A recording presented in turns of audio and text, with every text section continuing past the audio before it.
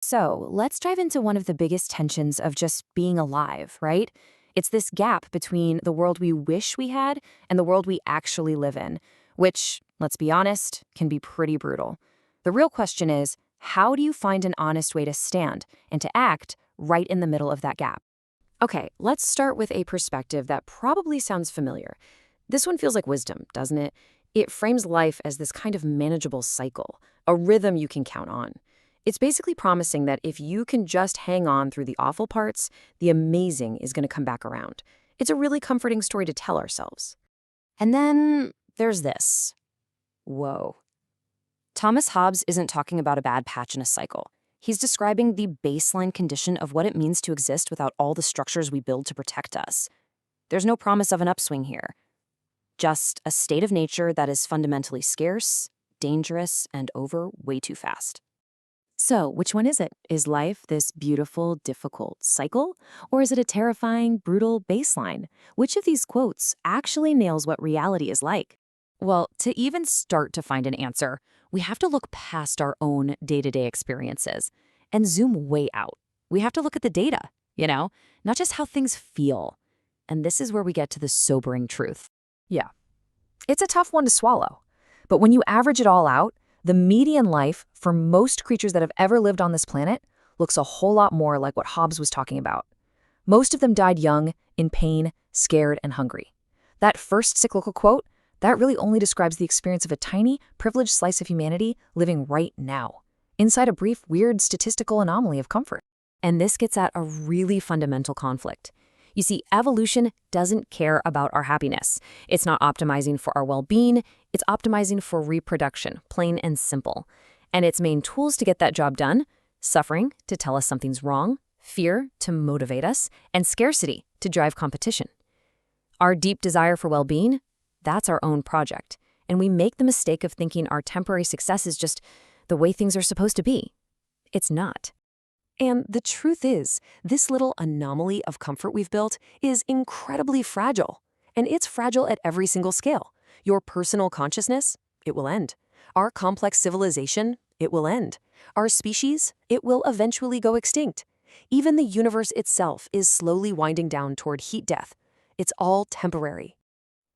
The philosopher Albert Camus had a word for this feeling, this massive chasm between our profound need for meaning and the silent, totally indifferent universe we find ourselves in. He called it the absurd. And he argued that the honest response wasn't to deny how bleak it is, but to live defiantly and loudly right inside of it. Okay, so if the universe is indifferent and suffering is just massive, how are we supposed to respond to that? Well, we often start with our first, most intuitive answer, and that answer is a story.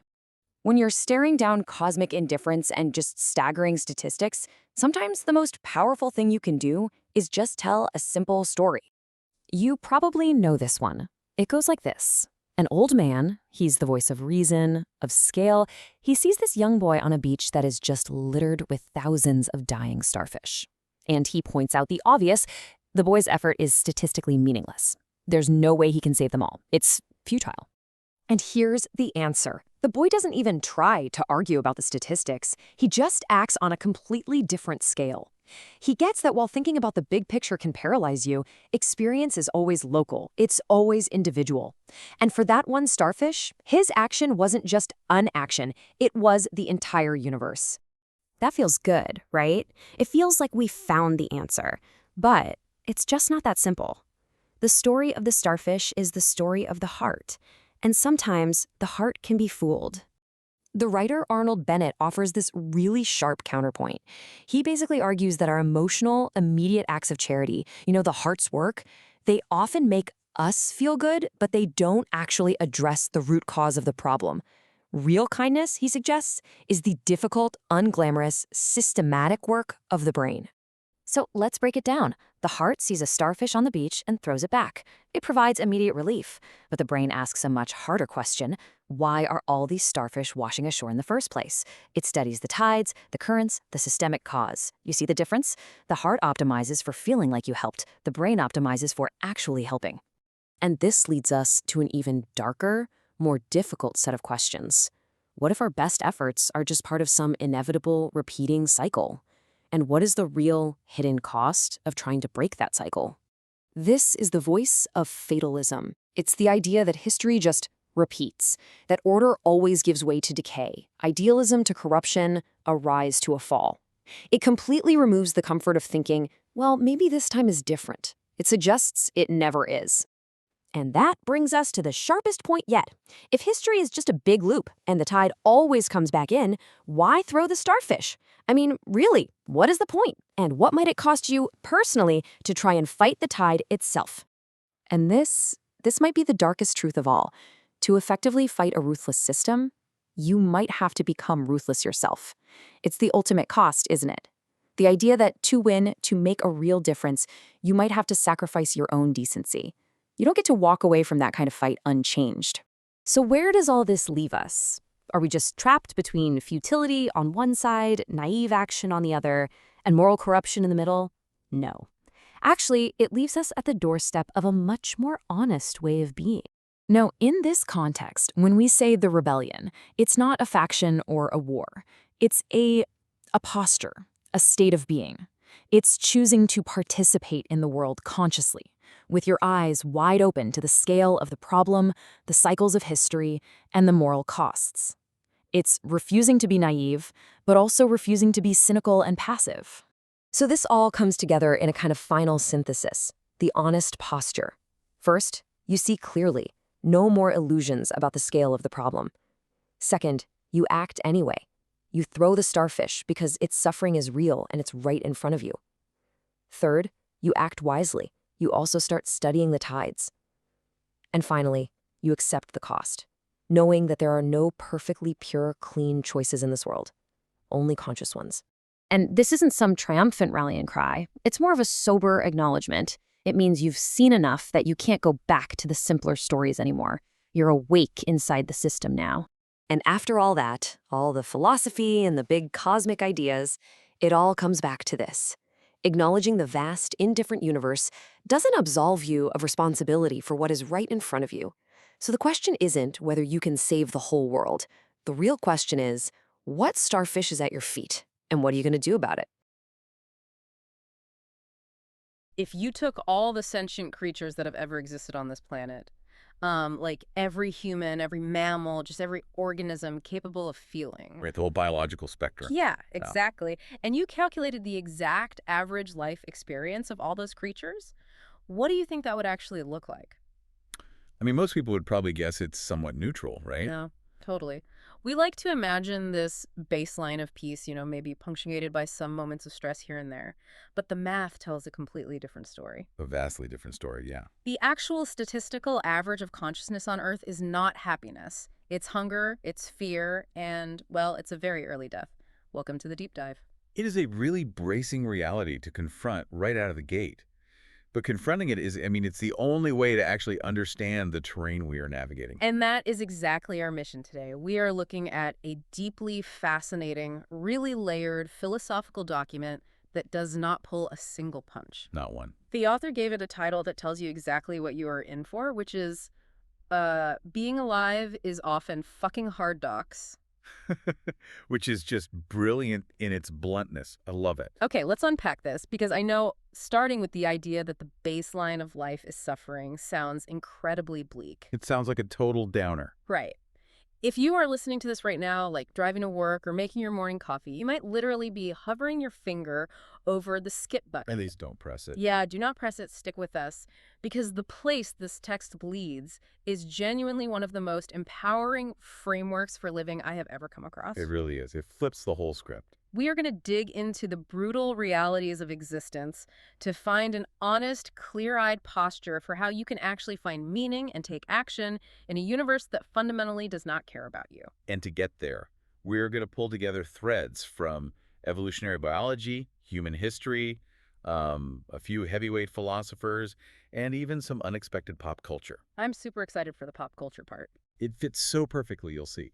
We basically need to look at the mechanics of why things are the way they are. Like, how do we balance our intense human requirement for meaning against the really cold physics of the universe? Let's start with those mechanics then. The text sets up a contrast between two ideas to figure out the actual baseline of our existence. Right, the median reality. Yeah.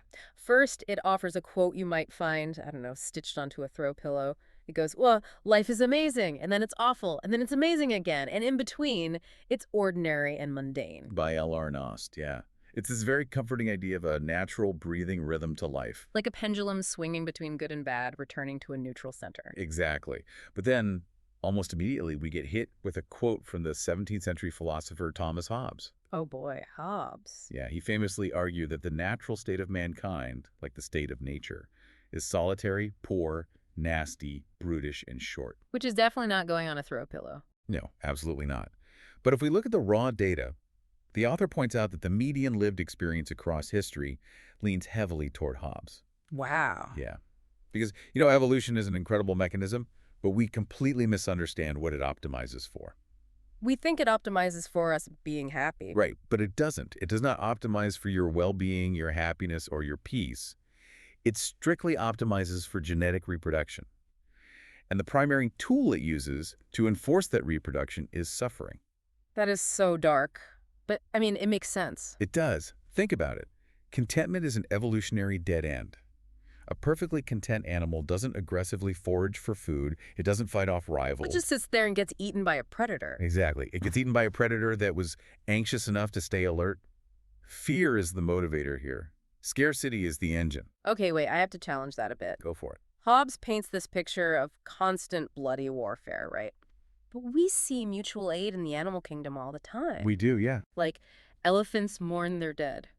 Primates share food. Humans literally survive because we formed cooperative tribes. So aren't we overstating the brutality of the baseline a little? That's a fair point. Cooperation exists, absolutely. But let's look at the mechanism behind why it exists. Okay. That cooperation evolved specifically as a defense mechanism against a violently unforgiving environment. I see. The tribe shares food because starvation is the default state. The elephant mourns because social bonds are the only way the herd survives predation. The baseline environment is still marked by grinding scarcity. Even for humans. Especially for humans. Even if we narrow the scope strictly to human history, the median human life up until roughly a century ago involved grueling physical labor, chronic untreatable pain, and just massive infant mortality. So basically, if you are listening to this right now on a smartphone, sitting in a climate-controlled room, your life is a massive statistical anomaly. An incredibly fragile anomaly, yes. We live in this brief post-industrial blip. The danger is that because this anomaly is all we know, we mistake it for the baseline norm of the universe. Let me try a metaphor here, see if this tracks. Let's hear it. That first quote, the throw pillow one about life cycling from amazing to awful and back to ordinary. Yeah. It's like driving a high-end luxury car with incredible shock absorbers on a freshly paved highway. Okay, I like this. You hit a pothole, and sure, it's awful for a second, but the sophisticated suspension system instantly corrects it. You return to a smooth ride. Right. What we don't realize is that suspension system is actually modern medicine, global agriculture, and the rule of law.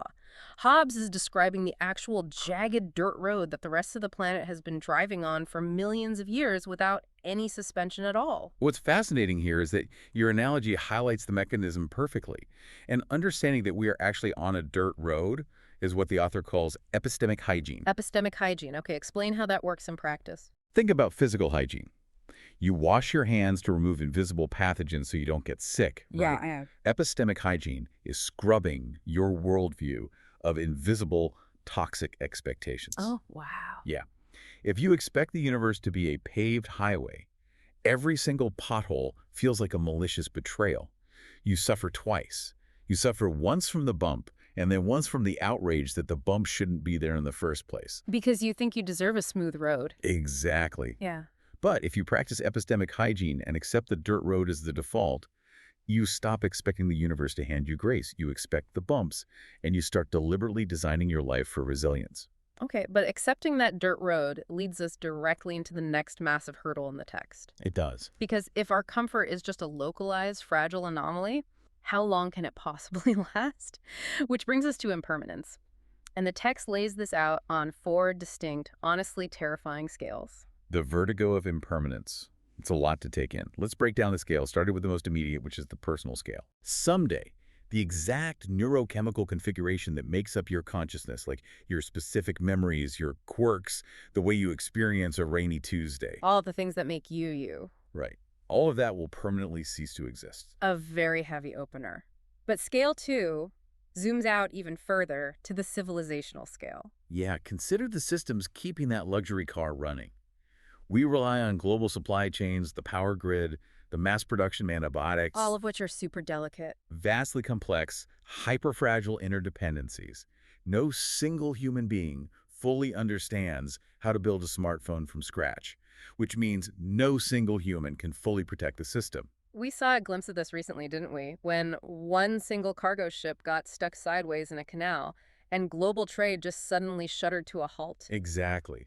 Our civilizational permanence is a total illusion. And scale 3 takes out the entire board, the species scale. Over a long enough timeline, extinction is just a mathematical certainty. Even if we miraculously survive ourselves, the sun's life cycle is finite. It will eventually expand and consume the Earth. Meaning it overrides every monument, every achievement, and every memory our species ever created. Right. Which leaves the final nail in the coffin, scale 4, the cosmic scale, the heat death of the universe. Of course. Laws of thermodynamics dictate that the universe is not building towards some grand, permanent architectural crescendo. It is slowly expending its energy, just winding down into a cold, static equilibrium. Okay, so what does this all mean? Like, I'm asking this seriously on behalf of the listener right now. It's the logical next question. If the sun is going to swallow the earth and the universe is winding down into a freezing void, why should I care about updating my resume tomorrow? Right. Why do I care what someone posted on a social media feed on a random Wednesday? If you follow the logic of impermanence all the way to the bottom, it feels like a greased chute straight into pure nihilism. Why do anything at all? That is the ultimate philosophical trap. Hey. And the French philosopher Albert Camus defined this exact tension as the absurd. The absurd. Yeah. The absurd is the massive, irreconcilable gap between how much meaning the human brain demands to function and how deeply silent and indifferent the universe actually is. It's a terrifying gap. It is. But Camus didn't suggest we lie to ourselves and pretend the gap doesn't exist. And he also didn't suggest we throw our hands up in nihilism. Yeah. His proposition was to live loudly and defiantly inside that gap. Okay, but how does the mechanism of that actually work? How do you extract meaning from something you know is doomed to end? By fundamentally redefining what meaning requires. The text makes a really profound synthesis here. It says we have falsely equated meaning with permanence. Oh, interesting. Think about the mechanics of a great meal. A meal nourishes your body precisely because it is temporary. You consume it, it metabolizes, it ends. Right. You don't say the meal was pointless just because you're going to be hungry again tomorrow. Exactly. A deep conversation with a friend changes your perspective because it happens in a fleeting, irreplaceable moment. The fact that things end doesn't negate their value. It is the exact boundary condition that makes them valuable to being experiencing them in the present. So we stop demanding aggregate, eternal permanence, and we focus on the immediate, localized reality. Yes. Which brings us to how we actually take action. The text uses a classic parable here, the starfish story. It perfectly illustrates this shift in framing. Most people know it. An old man is walking down a beach after a violent storm. There are tens of thousands of starfish washed up on the sand, just drying out in the sun. And ahead of him, there's a young boy picking up starfish one at a time and tossing them back into the waves. Right, so the old man approaches and says, look at this beach. There are thousands of them. You can't possibly make a difference. And the boy bends down, picks up another starfish, throws it into the water and says, it makes a difference to that one. It's a great story. But notice the two different frameworks being used there. The old man is employing aggregate thinking. He's looking at the macro scale, doing the math, realizing the system as a whole can't be saved, and concluding that action is pointless. Aggregate thinking almost always leads to paralysis. Exactly. But the boy is using relational thinking. Here's where it gets really interesting, because scale does not invalidate significance. Yes. Let's bring this down to earth with a different analogy. Like, imagine you are a frontline medic in a war that your side is definitively losing. Okay, grim, but let's go with it. The city is going to fall. You cannot stop the artillery, and you cannot save the Republic. But a wounded person is carried into your tent. You can absolutely stop the bleeding for the person right in front of you. Yes. You do not need the general of the army or the president or the universe itself to validate your act of care. The care is valid entirely because the suffering of the person in front of you is real. That is the absolute core of relational action. The bandage matters regardless of who wins the war. But, and this is where the philosophy gets incredibly demanding. Oh, there's a catch. There's always a catch. The author refuses to let us off the hook with a heartwarming story about a starfish. Of course not. Because throwing the starfish back feels good. It provides emotional closure. But is local emotional action enough? Or does it actually blind us to the larger danger? Which introduces a writer named Arnold Bennett. Right. Bennett presents a fascinating dilemma. He calls it the heart versus the brain. Okay, walk us through it. Imagine you are walking down the street and you see a widow holding a baby, selling matches to survive. Your heart is immediately moved. You give her a penny. You walk away feeling a warm glow of satisfaction because you have relieved your own emotional distress by providing immediate aid. Right, you feel like you did a good thing. But then your brain wakes up and asks us the colder questions. What if that baby was hired for sympathy? What if handing out pennies actually perpetuates a cycle of street poverty? What are the actual systemic causes here? And Bennett argues that the brain is ultimately kinder than the heart, right? Because the heart just hands out pennies for an emotional high, while the brain does the deeply unglamorous, unselfish work of setting up a systemic charity organization. That's his argument, yes. I have to push back hard on Bennett's conclusion here. Okay, let's hear it. Claiming the brain is always more kind completely ignores how the brain actually functions in bureaucracies. Pure brain can be profoundly cruel. It can be very cold, yes. It easily devolves into analysis paralysis. If you look at the starfish on the beach and use pure brain, you say, well, the local ecology is vastly complex. We can't intervene until we commission a 5-year study on the chemical runoff affecting tidal patterns. Right. And while you are being so incredibly systemically kind, every single starfish on the beach dries up and dies. The failure mode of the brain is very real. If pure heart is naive and exploitable, pure brain is detached, bureaucratic, and basically morally self-satisfied in its own inaction. Exactly. But the text synthesizes this brilliantly. The goal isn't to choose the heart or the brain.